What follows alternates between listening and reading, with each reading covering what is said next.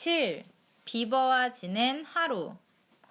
두 사내 아이가 뒤에서 소곤거리고 있는 사이에 여자아이 둘이 갑자기 어머! 하고 소리를 지르며 멈춰섰다. 루시가 큰 소리로 외쳤다. 울새야!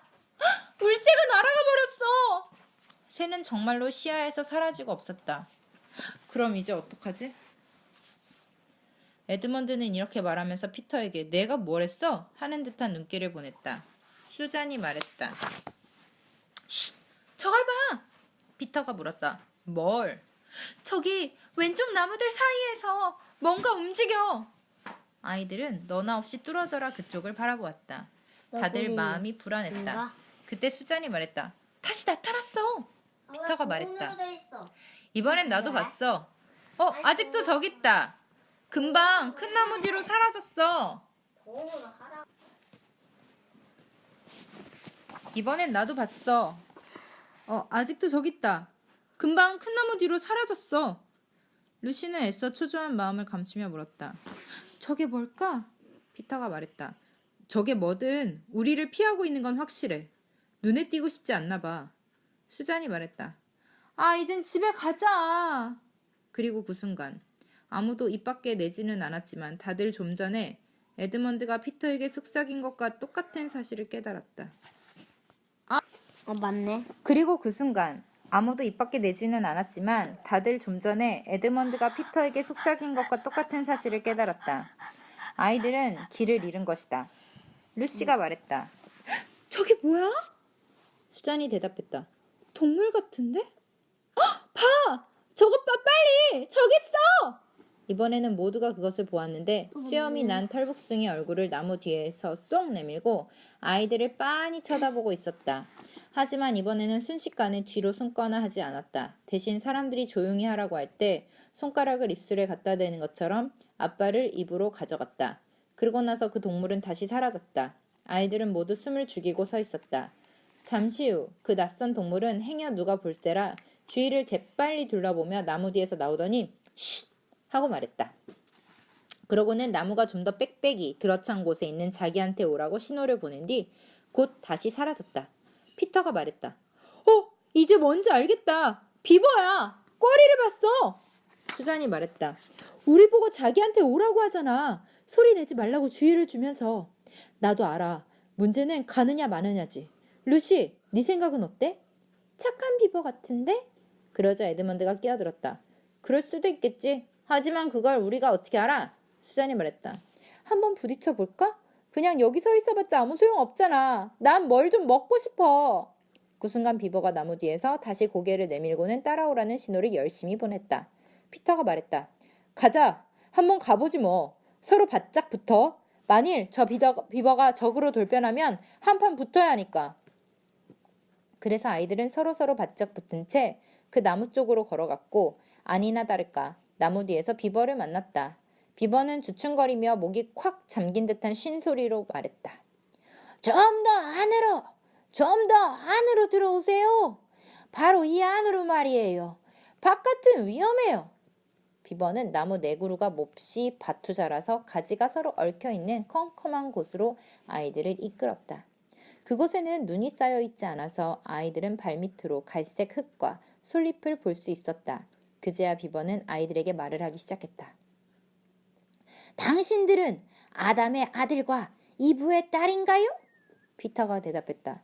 예, 맞아요. 하지만 우리 말고도 많아요. 쉿! 큰 소리 내지 마세요. 여기도 안전하진 않아요. 도대체 누구를 그렇게 두려워하는 거죠? 여긴 우리밖에 없잖아요. 나무들이 있지요. 나무들은 언제나 듣고 있답니다. 대부분 우리 편이지만 우리를 배신하고 그 여자한테 일러바치는 나무도 있어요. 누굴 말하는지 알죠? 그러고 나서 비버는 고개를 몇 차례 끄덕여 보였다. 에드먼드가 말했다. 자꾸 편편하는데 당신이 우리 편이라는 걸 어떻게 믿죠? 그때 피터가 옆에서 덧붙였다. 비버씨, 무례하게 굴려는 건 아니에요. 우린 여기가 처음이라서요. 네, 옳고 말고요. 자, 여기 증거를 보여드릴게요. 이렇게 말하면서 비버는 아이들 쪽으로 작고 하얀 것을 쳐들었다. 아이들이 놀라서 그걸 바라보았다. 그때 루시가 갑자기 소리쳤다. 내 손수건이야. 내가 툰누스 씨한테 준 거야. 그래요. 가엾은 그 친구는 잡히기 전에 낌새를 눈치채고 이걸 나한테 건네줬어요. 자기한테 무슨 일이 생기면 여기서 당신을 꼭 만나라더군요. 또 당신을 데리고. 여기서부터 비버는 목소리를 점점 낮추더니 한두 번 의미심장하게 고개를 끄덕였다. 그러고는 자기한테 바짝 다가오라는 신호를 보냈다. 아이들이 곧 비버의 수염이 얼굴에 다 간지러울 만큼 가까이 다가오자 비버는 나지막이 속삭였다. 아슬란님이 오신다는 말이 떠돌고 있어요. 어쩌면 벌써 도착했을지도 몰라요. 아슬란이 어째서 나와요? 그때 아주 신기한 일이 일어났다. 아이들은 여러분보다 더 아슬란이 누군지 어떤 존재인지 모르고 있었다. 나 아는데. 그런데 비버가 얘기를 끝내자마자 다들 아주 색다른 느낌에 사로잡혔다.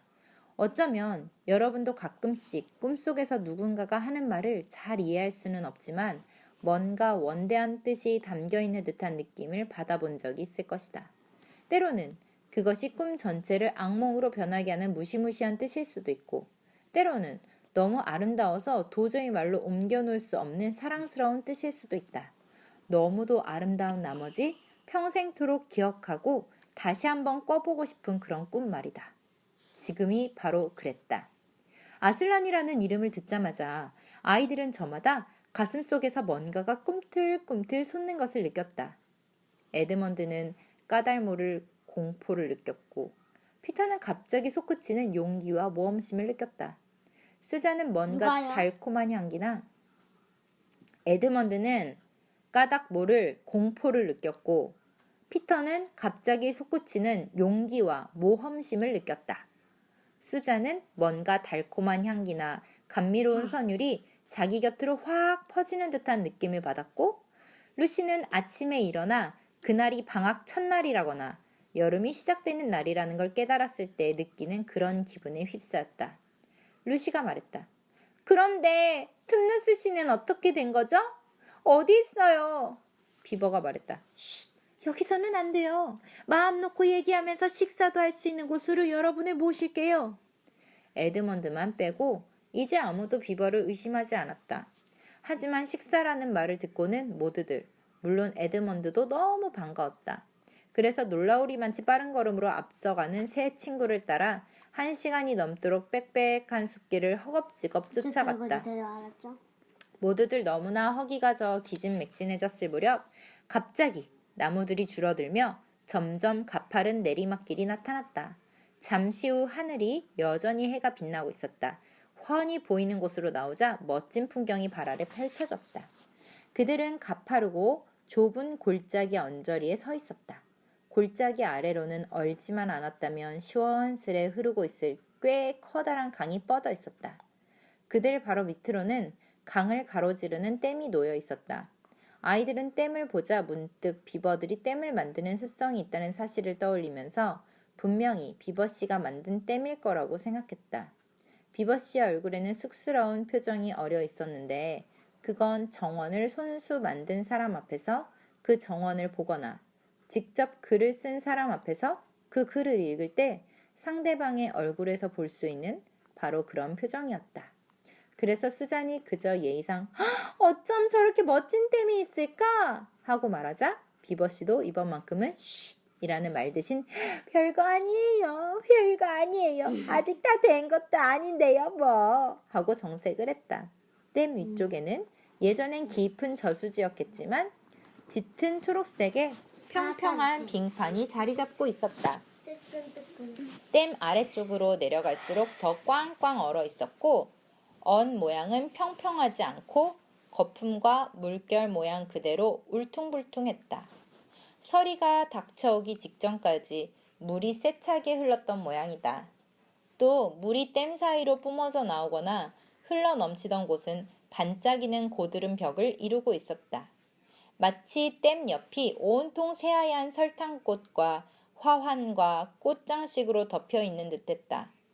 댐 꼭대기 한가운데에는 커다란 벌집처럼 생긴 우스꽝스러운 작은 집이 있었고 그 지붕의 난 구멍에서는 모락모락 연기가 피어오르고 있었다.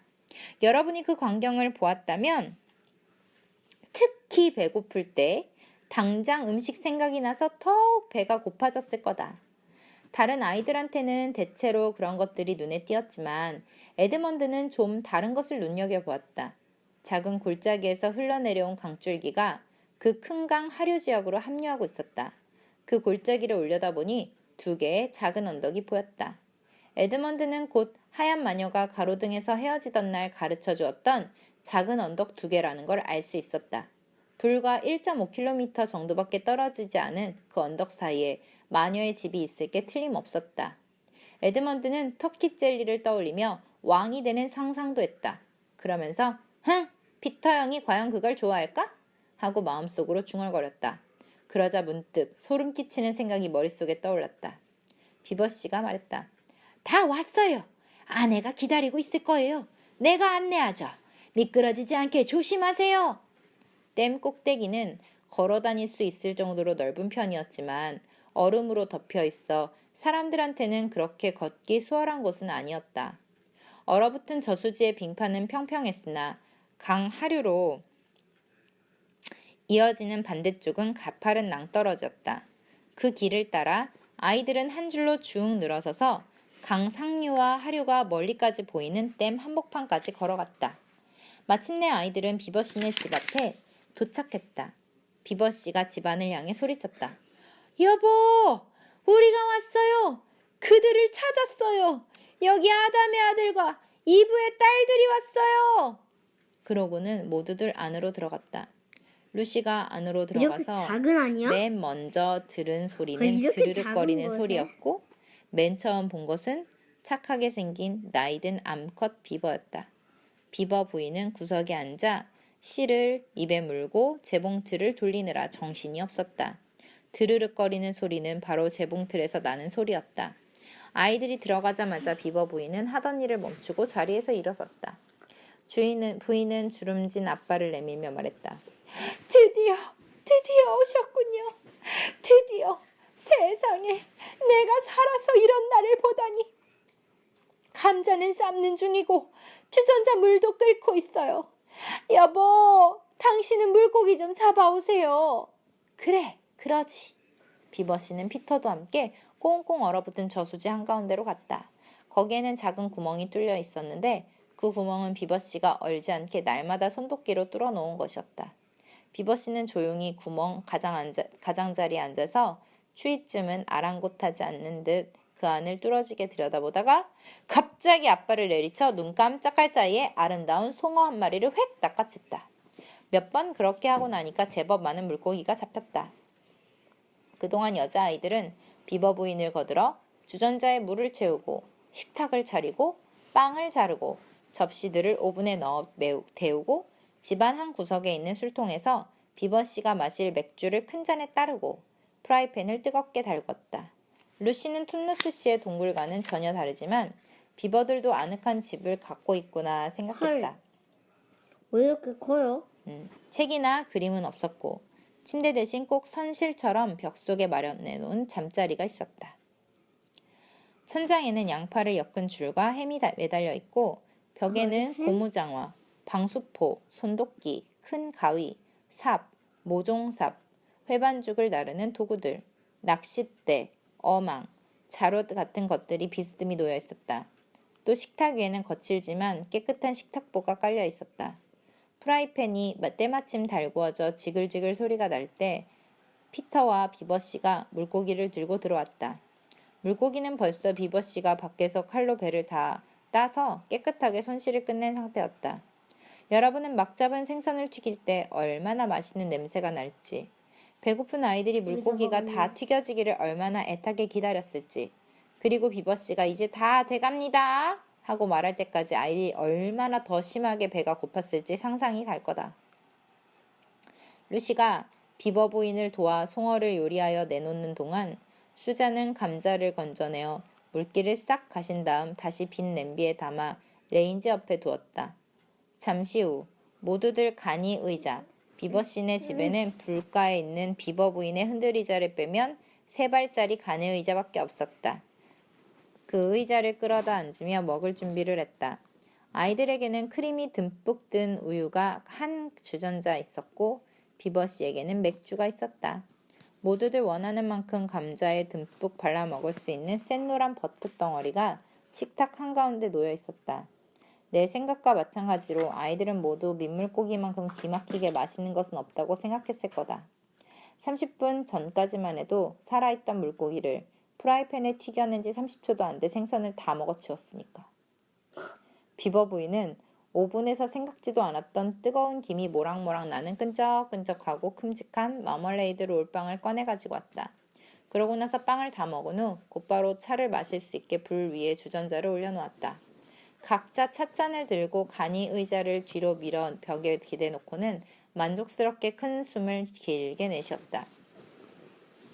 비버씨가 빈 맥주잔을 밀어내고 찻잔을 앞으로 당기면서 말했다. 자, 내 파이프에 불이 잘 붙을 때까지 좀 기다려줘요. 그럼 이제 본론으로 들어갑시다. 다시 눈이 내리고 있군요. 비버씨는 창밖을 흘끗 내다보면서 덧붙였다. 잘 됐어요. 눈이 오니까 아무도 우릴 찾지 못할 거예요. 설령 누가 당신들을 미행했다 하더라도 발자국을 찾을 수 없을 테니까요. 8. 식사 후에 벌어진 일.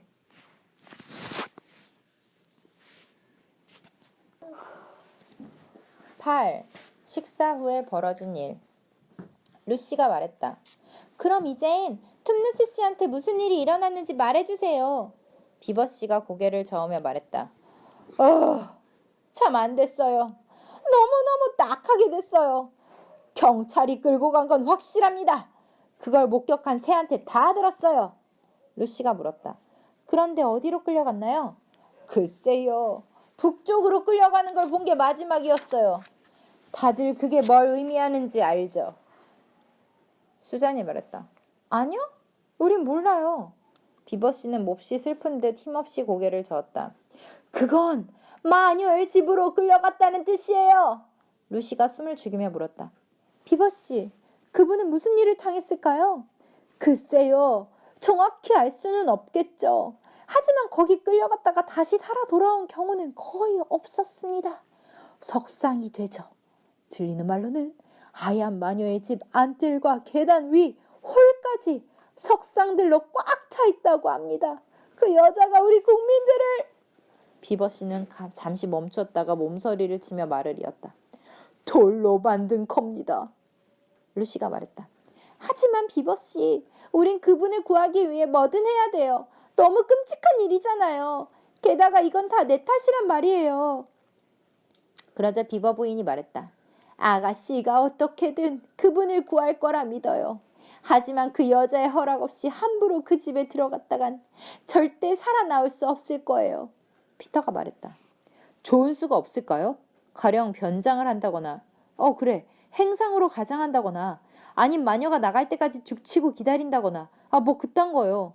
분명히 무슨 수가 있을 거예요. 비버씨, 그 파우누스는 위험을 무릅쓰고 제 누이를 구해주었어요. 우린 도저히 그분에게 닥친 일을 그냥 보고만 있을 수가 없어요. 비버씨가 말했다. 아담의 아들, 헛수고예요. 다 소용없어요. 더욱이 당신들이 한다면요. 하지만 지금 아슬라님께서 오고 계시니까. 그러자 아이들은 입을 모아 소리쳤다.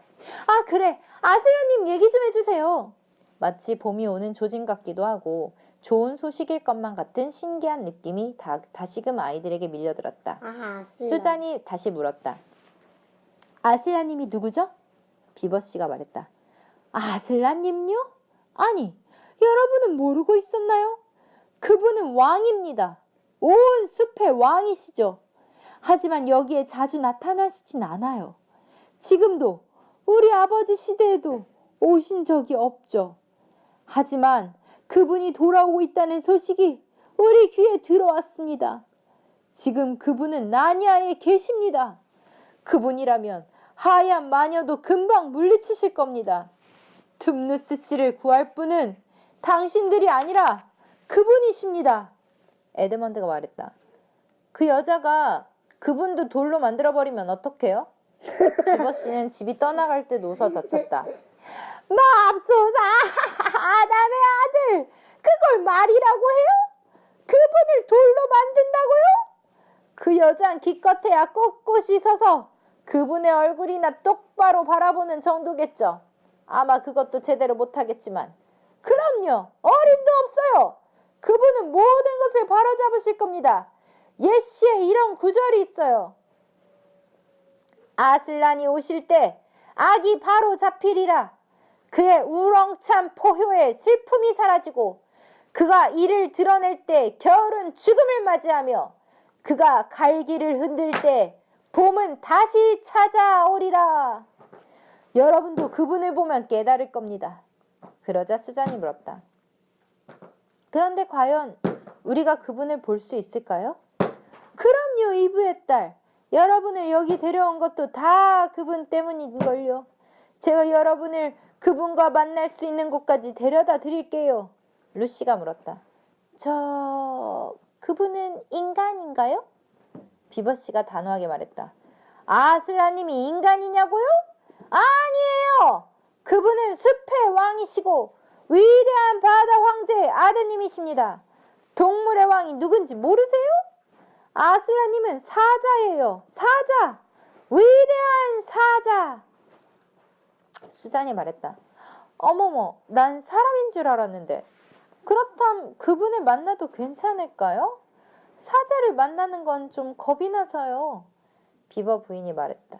당연히 그렇겠죠. 만일 아슬라님 앞에서 무릎을 덜덜 떨지 않을 수 있다면 아주 용감한 자거나 바보 멍청이거나 둘 중 하나겠죠. 루시가 물었다. 그럼 안전하지 않단 소리예요? 비버씨가 말했다. 안전이라고요? 지금 우리 집사람이 한 말 못 들었나요? 누가 안전하다고 했죠? 당연히 안전하지 않아요. 하지만 좋은 분이세요. 아까 말했던 것처럼 그분은 왕이신걸요. 피터가 말했다. 난 그분을 만나고 싶어요. 정작 만났을 때 겁에 질리더라도 말이죠. 비버씨는 찻잔과 받침이 덜그럭거릴 만큼 앞발로 세차게 탁자를 내리치면서 말했다. 맞아요, 아담의 아들. 그리고 반드시 만날 거예요. 여러분만 괜찮다면 내일 돌탁자 언덕에서 그분과 만날 수 있으리라는 전가를 받았어요. 예찬아 하지마. 루시가 물었다. 거기가 어디죠? 내가 안내하죠. 이강 하류인데 여기서는 한참 걸어야 해요. 거기까지 데려다 줄게요. 루시가 말했다. 하지만 그동안 불쌍한 툼누스 씨는 어쩌죠? 여러분이 그를 도울 수 있는 가장 빠른 길은 아슬라님을 만나는 거예요. 일단 그분과 함께라면 우린 무슨 일이든 할 수 있어요. 그렇다고 여러분이 필요하지 않단 소리는 아니에요. 예시에 이런 구절이 있으니까 말이죠. 아담의 육신과 아담의 뼈가 케어페러벨 성의 왕좌에 앉을 때 악의 시대가 끝나리라. 이제 그분이 오시고 여러분도 왔으니 마녀 일당의 종말도 멀지 않았습니다. 우리는 예전에 아슬라님께서 이리로 오시리란 얘기를 들었죠. 언제였는지도 가물가물한 만큼 오래전에 말입니다. 하지만 여러분 같은 인간은 처음입니다. 피터가 말했다. 비버씨, 바로 그 점이 이해가 안 가요. 그럼 마녀는 인간이 아니란 말인가요? 물론 마녀는 우리가 그렇게 믿어주길 바라죠. 또 그런 생각에서 자기가 여왕이라고 주장하는 거고요. 하지만 마녀는 이브의 딸이 아니에요. 마녀 조상은 당신들의 선조 아담의... 여기서 비버씨는 잠시 고개를 숙여 절을 했다. 당신들의 선조 아담의 첫 부인 릴리스예요. 그 여자는 진, 아랍 신화에 나오는 악마로 인간에게 이득이나 해를 끼치는 정령이며 사람이나 짐승으로 변신한다. 그 여자는 진이지요. 그 진이 바로 마녀의 한쪽 조상이에요. 게다가 다른 한쪽으로는 거인의 핏줄을 타고났지요. 절대로 인간이 아닙니다. 마녀한테는 진짜 인간의 피라곤 한 방울도 섞여 있지 않습니다. 비버 부인이 말했다. 여보, 그러니까 그 여자는 속속들이 나쁜 거죠? 그래요. 당신 말이 맞아요. 인간들에 대해서는 두 가지 견해가 있을 수 있어요. 물론 지금 여기 있는 분들을 언짢게 할 마음은 전혀 없지만요. 하지만 인간인 것처럼 보이지만 인간이 아닌 마녀를 두고는 더 이상 생각할 필요가 없죠. 나는 착한 난쟁이들도 알고 있어요. 당신 말대로 나도 착한 난쟁이를 알아요. 하지만 극히 일부이고 그것도 인간하고 닮은 구석이 가장 적은 난쟁이들이라고요. 어쨌든 내 충고를 귀담아 듣는 게 좋아요. 장차 인간이 될 수는 있겠지만 아직은 아닌 것들, 또는 한때 인간이었으나 지금은 아닌 것들, 혹은 당연히 인간이었어야 하는데도 아닌 것들을 만나면 그놈들한테서 한시도 눈을 떼지 말고 손도끼를 준비하고 있어야 해요. 하얀 마녀가 나니아에 인간이 있나 없나 항상 경계하는 것도 다 그 때문이죠. 마녀는 지난 몇 년 동안 여러분을 기다리고 있었어요. 게다가 4명이 왔다는 사실을 알면 더욱 흉악하게 나올 겁니다. 피터가 물었다. 그게 무슨 상관이죠? 예언 때문이지요.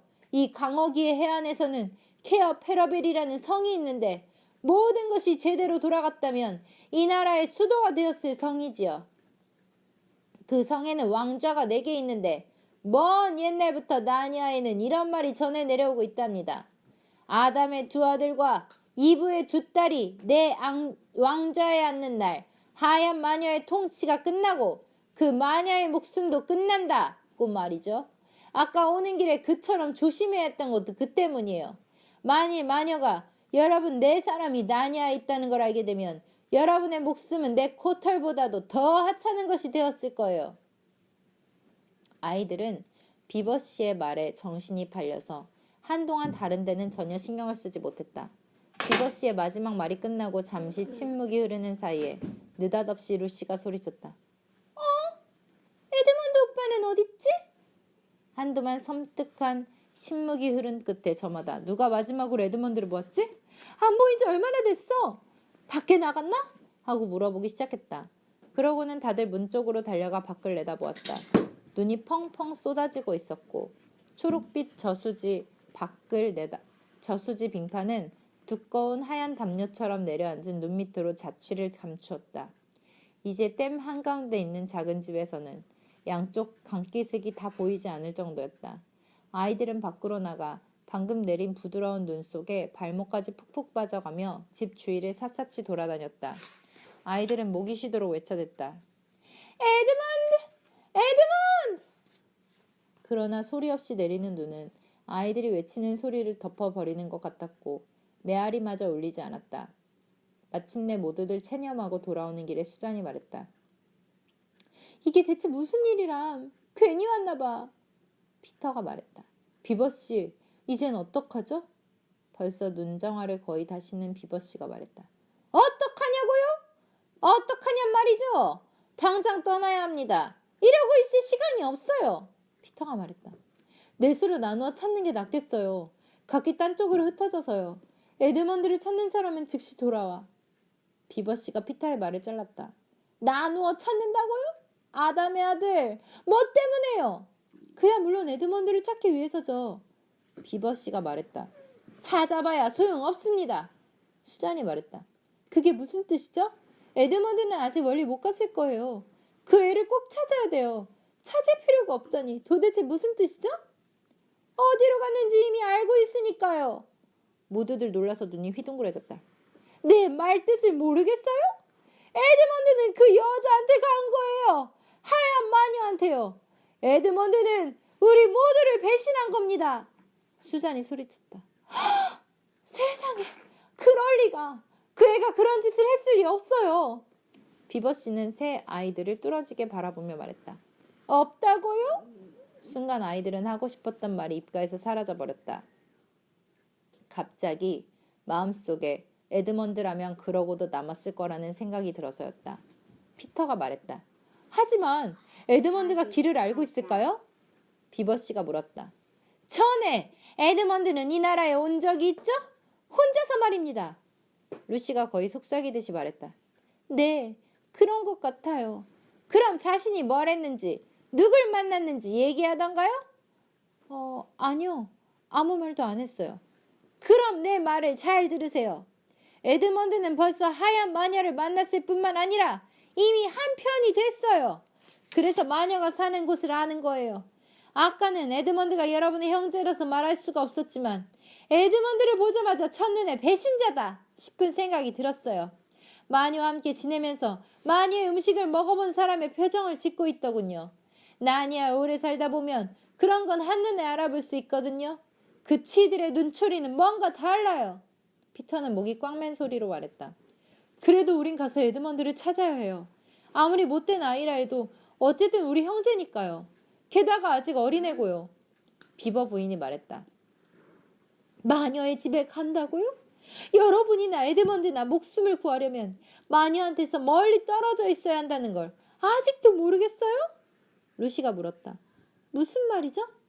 이런, 마녀가 원하는 건 여러분 내 다예요. 줄곧 케어페라벨 성의 내 왕좌만 생각하고 있을 테니까요. 일단 여러분 넷이서 마녀의 집에 들어갔다 하면 그 순간 그 여자의 일은 이미 다 끝난 거나 마찬가지예요. 아마 여러분은 입도 뻥긋 못한 채 새로운 4개의 석상으로 변해버리겠죠. 하지만 마녀는 자기 손에 단 한 명밖에 없는 한 에드먼드는 살려둘 겁니다. 미끼로 쓸 수 있으니까요. 나머지 3사람의 소나기에 얻을 미끼 말이에요. 루시가 슬프게 흐느꼈다. 아무도 우릴 도와줄 수 없는 건가요? 그러자 비버씨가 말했다. 오직 아슬라님만이 할 수 있습니다. 어서 그분을 만나야 해요. 이제 그것만이 유일한 기회니까요. 비버 부인이 말했다. 에드먼드가 언제 자리를 떴는지가 중요해요. 마녀가 얼마나 알게 되느냐 하는 건 에드먼드가 우리 얘기를 어디까지 들었느냐 하는 데 달렸으니까요. 에드먼드가 사라지기 전에 우리가 아슬란님 얘기를 시작했던가요? 아니라면 우리한테 썩 다행스러운 일이죠. 마녀는 아슬란님께서 아냐에 오신 것도 모를 테고 우리가 그분을 만나리라는 것도 모를 테니까요. 마녀의 감시망을 벗어나는 건 전적으로 거기에 달렸어요. 피터가 입을 열었다. 아슬란님 얘기할 때 그 애가 옆에 있었는지 기억이 잘... 그 순간 루시가 불쑥 끼어들었다. 맞아! 있었어! 기억 안 나? 에드먼드 오빠가 그 여자가 그분도 돌로 만들어버리면 어떡해요? 하고 물었잖아. 피터가 말했다. 맙소사 그랬어. 그 애가 그런 말을 했어. 비버씨가 말했다. 갈수록 태산이군요. 그럼 내가 아슬라님과 만날 장소가 돌탁자 언덕이라고 말했을 때도 에드먼드가 이 자리에 있었나요? 아무도 이 질문에 대답할 수가 없었다. 비버씨가 말을 이었다. 만일 그랬다면 마녀는 즉시 썰매를 타고 내려와 우리가 돌탁자 언덕에 닿기도 전에 사로잡아 버릴 거예요. 결국 우리는 아슬라님과 만나지 못하게 되겠죠. 비버 부인이 말했다. 하지만 마녀는 그 일부터 먼저 하진 않을 거예요. 내가 아는 한 그래요. 에드먼드가 모두 여기에 모여있다고 말하는 즉시 오늘 밤 우릴 잡으러 이리로 올 거예요. 만일 에드먼드가 30분 전에 여기를 떠났다면 마녀는 20분 후쯤 여기 도착할 겁니다. 비버씨가 말했다. 당신 말이 옳아요. 자, 당장 여기를 떠나야 합니다. 한순간도 지체할 수 없어요.